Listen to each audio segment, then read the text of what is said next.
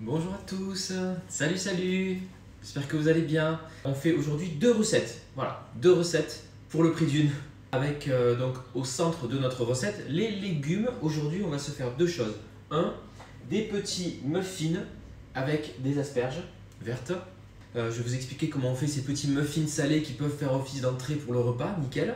Et comme on est dans la thématique légumes, j'ai du cresson, de l'asperge encore une fois, pommes de terre. On va se faire un super velouté bien crémeux avec de l'asperge. Voilà. On va commencer par préparer la pâte pour les muffins salés. Et pendant que les muffins vont cuire, puisqu'il y en a pour 15-20 minutes de cuisson, on pourra faire le velouté d'asperge juste après. On commence par les ingrédients secs. Donc j'ai 120 g de farine. J'ai mis un peu de farine de pois chiche. Je vais ajouter un petit peu de levure chimique. Ça roule. Je vais râper du grana padano dedans. Et donc l'équivalent de 50 g à peu près. Vous voyez, donc là j'ai les ingrédients secs. Donc on va direct poivrer notre préparation. Alors là, en termes d'épices, éclatez-vous, hein. Mettez ce que vous aimez. Tiens, je vais mettre un peu de piment d'Espelette au passage, hop, et je vais casser dedans du coup les 2 œufs et d'un. Voilà. Et l'idée c'est que je vais ajouter les autres ingrédients liquides. Alors j'ai juste 30 g d'huile d'olive, hein. Vous pouvez mettre du beurre fondu si vous préférez, de la margarine ou une autre sorte d'huile. Un peu de, alors soit du lait végétal. Là j'ai du lait d'amande, 50 g. Voilà. Voilà, là j'ai la pâte à muffins qui est prête. Tranquille, je vais ajouter un peu de graines dedans, graines de chia, graines de tournesol. Je voudrais juste saisir un peu asperges et carottes. Je vais tailler 4-5 asperges. Hop. Ça, je le garde pour le velouter tout à l'heure. Hein. Un petit fond d'huile d'olive. Je mets les asperges dans la poêle.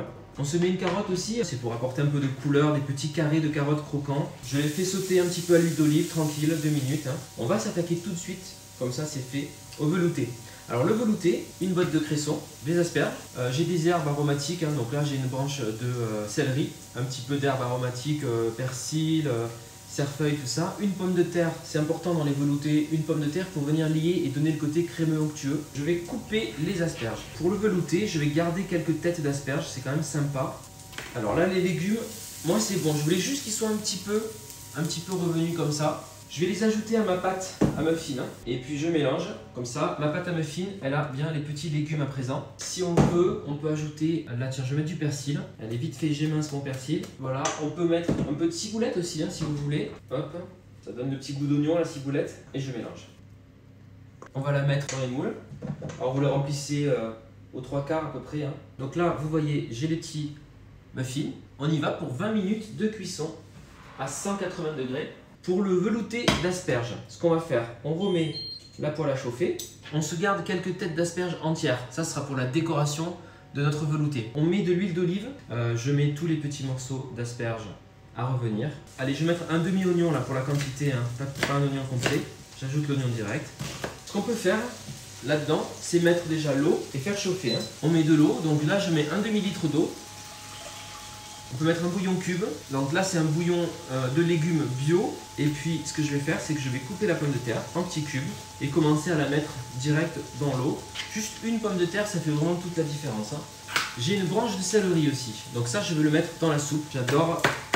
Et je mets la tige et la feuille. Les muffins sont en train de cuire et de lever dans le four.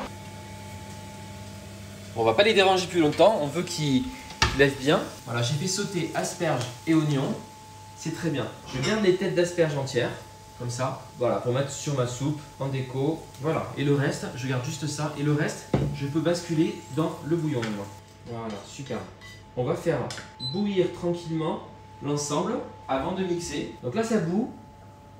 Je vais ajouter le cresson. Je le coupe avec mon ciseau de cuisine. Dans 5 minutes, je mixe. Donc là, tout simplement, on va mixer notre velouté. C'est parti, donc avec un mixeur plongeur.